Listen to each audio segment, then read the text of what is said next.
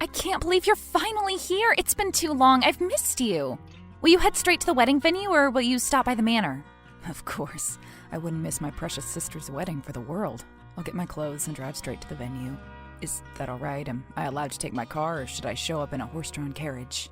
I couldn't ask every guest to find alternatives to driving. We've made exceptions for cars and mobile phones. Didn't you read the invitation? It was all discussed there. I skimmed through it. I couldn't finish reading without risking straining my eyes. Was it necessary to write it in cursive?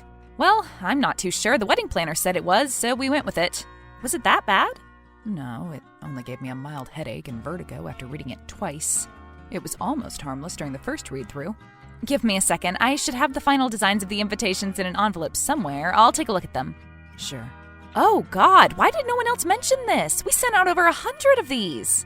I swear it looked different as a sample. It also had much less text on it. Well, first of all, I'm worried you're surrounded by a lot more yes men and women than you'd like to admit. And secondly, does the font really even matter at this point? The invitations have served their purpose. Didn't you say you'd already received confirmation emails? Yes, but what if they've also ignored the theme and the special requirements? They've all received their garments, but I doubt that'll be enough to clear up the confusion regarding the theme. I assure you, it's not as confusing as you make it out to be. Is that so? What is the theme then? Tell me. It's clearly a medieval fairy tale themed wedding. Putting an exclamation mark at the end of your message isn't automatically going to make your statements correct. It's still better than a question mark, isn't it? Well, I suppose. So what is it? It's Romeo and Juliet. I thought it'd be fairly obvious. Perhaps too obvious. I mean, isn't that a little too on the nose? I, for one, can imagine making my name the theme of my wedding. That's because you were named after Dad's car. You'd think I'd have gotten used to it by now, but it still stings every time I'm reminded of that. Sorry, I wasn't trying to reopen old wounds. Lincoln's just as wonderful of a name as Juliet. And even if it wasn't, what's in a name? Are you brushing up on your Shakespeare quotes for the wedding? Oh, come on, give me a break. I didn't even say the whole thing this time. Now that I think about it, it's a little strange. Why'd you model your wedding after a tragedy? Isn't that asking for bad luck? When did you become so superstitious? The theme's an homage to our first meeting. Have I never told you the story? I met Christopher when we were cast as Romeo and Juliet in our high school play. Did anyone else bother auditioning for the role, or was it assigned to you without contention? Very funny. At least I got to act in actual plays. I guess that's one of the perks of attending a co-ed school. Our boarding school's theater program strictly forbade putting on plays with female characters in them. If it makes you feel any better, you can always act out scenes at my wedding. Which scenes? Those that don't involve death. Out with tragedies, we're revising Romeo and Juliet as a romantic comedy. Well, it's more of a romance than a comedy. We'll change some things around and get our happily ever after at the end. It all sounds a bit chaotic, but it's your day. Do as you please.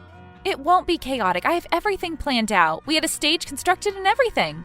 We're going to have the costumes and the decorations, obviously, but we're also going to structure the whole wedding as a play. We'll have a prologue and an epilogue, and in between we'll have the readings and people acting out scenes. Oh, and we'll have a musical prelude. It's going to be a magical day. You've really put a lot of effort into this, haven't you? Well, yes, it's a once-in-a-lifetime occasion. Is the groom just as excited? He is. He hasn't been involved in the whole planning process. He's only seen bits and pieces of things, so I'm betting he's going to be pleasantly surprised when he sees everything come together so beautifully. I'm sure he'll love it. I'm normally not a big fan of these grand events, but I'm looking forward to tomorrow. I'm happy to hear that. I have to go now. I need my beauty sleep. I can't show up at the ceremony with dark circles under my eyes. Right, of course. Good night. Good night.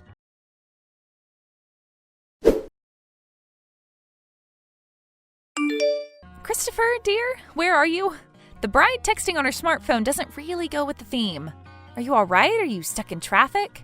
The orchestra's waiting for my cue to start. We can delay the ceremony for an hour or two, but any longer than that, and we won't be able to keep up with the schedule. I'm sorry, Juliet. I can't do this. What? I thought you liked the orchestra. I'm not talking about the orchestra. I'm talking about this wedding. I can't go through with it. I'm sorry. You must be joking. Tell me you aren't being serious. I'm already in my wedding dress.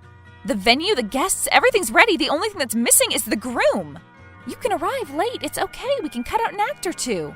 I won't be coming. Please don't wait for me. Where are you, Christopher? That's not important. All that matters is that we're over. How can you be so cruel? We made a vow. You promised we'd be together until the end of our days. Did those words mean nothing to you? Back then, I really did feel that way, but over time, my feelings changed. You know I've been making preparations for this day for years. How could you leave right now? Is this even you who's texting me? Perhaps you've been kidnapped, or perhaps somebody's threatening you. Tell me if you need help. Juliet, I need you to calm down. You're in denial. That's perfectly normal. Take a deep breath. Everything's fine. Everything's not fine.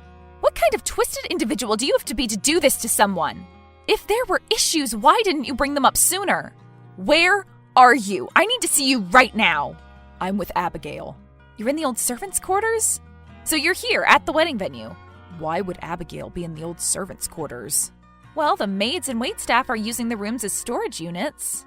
Since she's one of the maids, I just assumed she was with the rest of the staff. Wait, why are you making me justify my words as though I've insulted her? Why are you with her in the first place? Sorry, was my statement too vague? I'm with Abigail in a hotel room. We're planning on living together from now on. I left you to be by her side. You can't be serious. We've known each other since high school. Are you really expecting me to believe that a woman you met only a year ago is the reason you're leaving me? Well, yes, that's the truth. Whether you believe me or not isn't going to change anything. I still don't get why you do something like that. Why on our wedding day? Isn't the answer clear? I fell in love with her. She's so gentle, sweet, and loving despite the world constantly trying to bring her down. The day I looked into her beautiful, sorrowful eyes, I knew I wanted to hold her in my arms and shield her from harm the rest of my life. Could you please stop gushing about her? You're the one who asked for an explanation. I tried my best to win over these feelings, but with each passing day I could tell we kept drifting further and further apart. I know my decision doesn't make a lot of sense to you, but the heart wants what it wants. Heart? Love? Do you think it's that easy to fool me? What you're doing right now isn't motivated by love. You are trying to hurt me. You deliberately chose the day that caused me the most pain. That's not true. I never meant to hurt you. I got dressed, I got into the car until the very last second. I believed I'd be marrying you, but then I was overcome with emotion and realized I just couldn't bring myself to drive toward the venue. Overcome with emotion? You're unbelievable. What am I to do now? Should I go out there, get a mic, and tell everyone the wedding's off? I can't do that. What else is there to do? Come back and tell them yourself. What? That's the least you could do for me. Come here and tell everyone we're no longer getting married because you cheated on me with one of my maids. I can't do that. I don't want to demean my one true love in front of our guests. So you'd prefer me to be the one who demeans her? She did nothing wrong. Why'd you drag her into this? Please, let's just part peacefully. Perhaps that would have been possible had you asked to break up before the wedding, but it's too late now. Are you ready to lose all your connections in the span of about 10 minutes? Your boss, your coworkers, your friends, and family members, all of them will denounce the man who left his pregnant fiancé at the altar. What are you talking about? Are you planning on lying about being pregnant just to gain their sympathy? Please don't do anything you'll regret in the future. Why'd I need to lie? I was going to tell you after the ceremony. It was supposed to be my surprise wedding gift for you. How long have you known about this? I found out last week. I don't know what to say. Are you sure the baby's mine? Could you have come up with a worse response? Of course the baby's yours. If it's still here after what you've put me through today, you're welcome to take a DNA test. I'm sorry, I didn't mean to ask that. I wasn't thinking straight. I just can't believe this is happening to me. To you, and only you? How do you think I feel? Today was supposed to mark the beginning of our big, happy family, but you've ruined everything, all of it. I don't know what I'm supposed to do. Would you like me to come back? It's still not too late, right? I can make up an excuse and we can go on with the ceremony. Were you always this shameless? What about your one true love? Aren't you worried about her? Of course I am, but that doesn't mean I'm going to run from my responsibilities. Does she know? What? That you've been two-timing me. Was she aware of that this whole time, or did you lie to her and told her we were on a break or preparing to separate? She knew we were still together. I didn't want to lie to her. Yet you had no problem lying to me. Do you want me to keep apologizing endlessly? Let's just be adults about this and decide what we're going to do. I've already told you what I want from you. Confess your wrongdoings in front of our guests, and I'll consider letting you see the child every once in a while. All right, I'll do it as long as I get to keep Abigail's identity secret. I don't want her to suffer as a result of my reckless actions. Could you do me that one favor, for old time's sake? Sure. I'll let you keep in touch with our child and keep Abigail's identity hidden as long as you do everything exactly I tell you to. How long will it take you to get here? Okay, I'll do as you say. I'm about 25 minutes away. I'll come alone. Perfect. Are you still wearing the clothes we picked out? What does that have to do with anything? You said you'd do everything I told you to. I spent so much of my time and resources on this ceremony. The least you can do is play your part. I'm confused. We'll make an announcement about the breakup after the ceremony's over. It's just one performance. Do it for the sake of our child or your lover's reputation, whichever works for you. Are you sure you aren't planning on having your guards detain me as soon as I enter? In front of 100 guests? Don't be ridiculous, I'm not that petty. All you have to do is come here and do as I say. And you promise this will be the end of it? I promise, I'll honor my word. All right. I'm ready to give up on my wealth and reputation to be with my beloved. Whatever you say.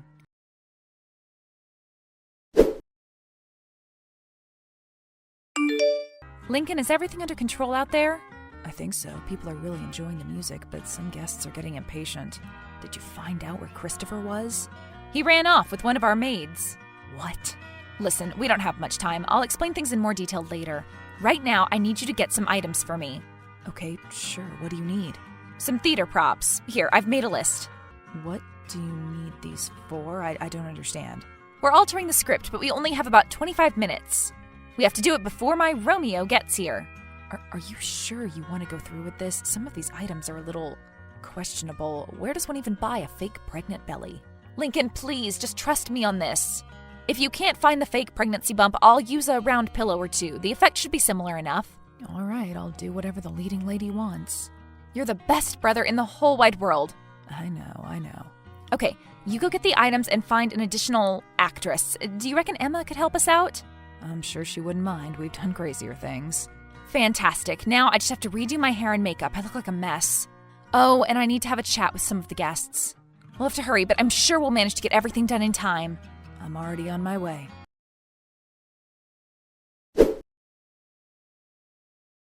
The ceremony started 2 hours late. The music, the costumes, the food, and the decor was all perfect.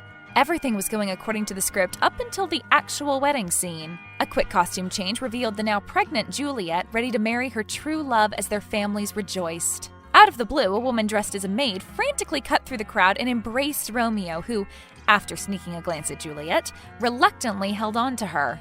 The music turned somber as the narrator explained that without the thrill of the forbidden romance, the couple's infatuation with one another had faded. Bored and still very much irresponsible, Romeo had sought comfort in the arms of another. The groom leaves with the maid by his side. Distressed, Juliet grabs a conveniently placed dagger and plunges it into her heart.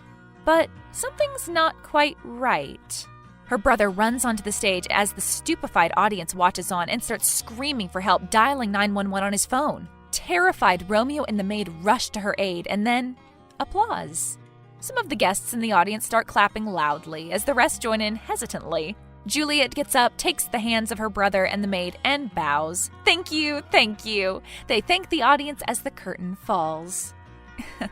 Perhaps I did go a bit overboard with the dramatics, but didn't he deserve it? He wanted to make a big show out of our breakup, and I gave him just that. I've always known my brother was a great actor, but I didn't expect his girlfriend to play the role of the maid so well. She had tears in her eyes and everything. As promised, I will not take visitation rights away from Christopher. As for Abigail's identity, well, after his shaky confession at the wedding, I'm sure people won't have much trouble putting two and two together if they ever decide to so much as dine together in public. I'm sure he'll manage to get back on his feet someday, but he'll definitely have to bid farewell to his career in politics. Anyway, I won't make the same mistake twice. I'll play it safe and choose a less tragic theme of my next wedding.